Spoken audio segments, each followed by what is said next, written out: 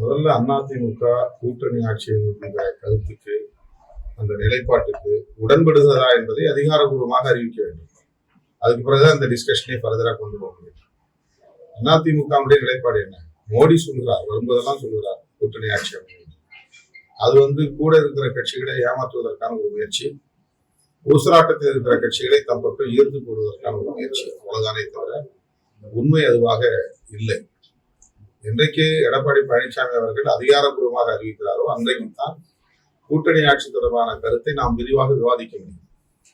ஆனால் இதுவரையில் எடப்பாடி பழனிசாமி அவர்கள் வெளிப்படையாக அதிகாரப்பூர்வமாக அதிமுக கூட்டணி ஆட்சி என்பதை அடிப்படையாக கொண்டு அமைக்கப்படுகிறது என்று எந்த இடத்திலும் சொல்லவில்லை.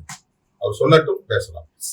அது தொடர்ந்து வன்முறை வெறியாட்டம் என்கிற இடையே தான் போய்கொண்டிருக்கிறது. ஆண்டு கணக்கிலே நீண்டு கொண்டிருக்கிற இந்த மணிப்பூர் பிரச்சனையில் இதுவரையில் 1% கூட பிரதமர் கவனம் செலுத்தவில்லை. அந்த பகுதிக்கு போக வேண்டும் என்று அவர் கருதவில்லை. அங்கு மக்களை சந்தித்து ஆறுதல் சொல்ல அவர் முயற்சிக்கவில்லை. சமாதான முயற்சிகளையும் அவர் மேற்கொள்ளவில்லை. தொடர்ந்து மூலம் என்ன தெரிய வருகிறது என்றால், பிரதமர் மோடி உட்பட பாஜக ஆட்சியாளர்கள் அனைவருமே மணிப்பூர் பிரச்சனையை தீர்த்து வைப்பதற்கு தயாராக இல்லை. அங்கே நிலவுகிற இன மோதலை மேலும் பெருக்குவதற்கு அவர்கள் முயற்சிக்கிறார்கள். அதிலே அவர்களுக்கு அரசியல் ஆதாயம் இருப்பதாக கருதுகிறார்கள். கிறிஸ்தவர்களுக்கு எதிரான ஒரு அரசியலாக அதை நகர்த்துகிறார்கள். சிறுபான்மை மக்களுக்கு எதிரான வெறுப்பு அரசியல் தான் பாஜகவின் அடிநாதமாக இருக்கிறது. ஆகவே மணிப்பூர் எரிந்து கொண்டே இருக்க வேண்டும் என்பது அவர்களின் நோக்கமாக இருப்பதாக நாம் ஐயப்படுவோம். தலைவராக இருக்கும்போதே சொன்னாரு, கெடுகுலா சொன்னாரு, இன்னும் 2 வாரம் பொறுங்க, 3 வாரம் பொறுங்க, இதான் எல்லாத்தையும் ஆதாரப்பூர்வமா அறிவிக்க போறேன் அப்படின்னு சொன்னாரு. நாம எல்லாம் தான் காத்திருந்தோம். ஆனா அவர் ஒன்றும் காட்டல. ஒரு பிளாக்மெயில் பண்றதுக்காக சொன்னாரோங்கிற மாதிரி தோணுது. இப்போ இவங்களும் வேற என்ன கணக்குல இதை சொல்றாங்கன்னு தெரியல.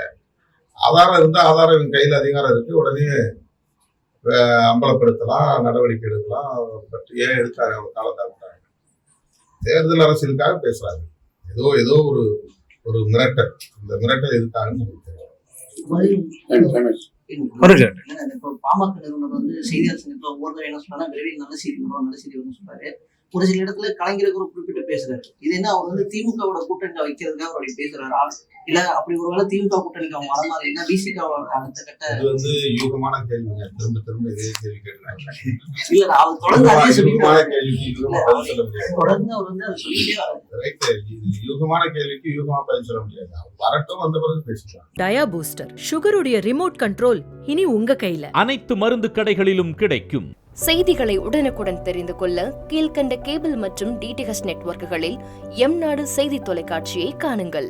பாதகம் செய்பவரை கண்டால் நாம் பயம் கொள்ளலாகாது பாப்பா. மோதி மிதித்து விடு பாப்பா, அவர் முகத்தில் உமிழ்ந்து விடு பாப்பா.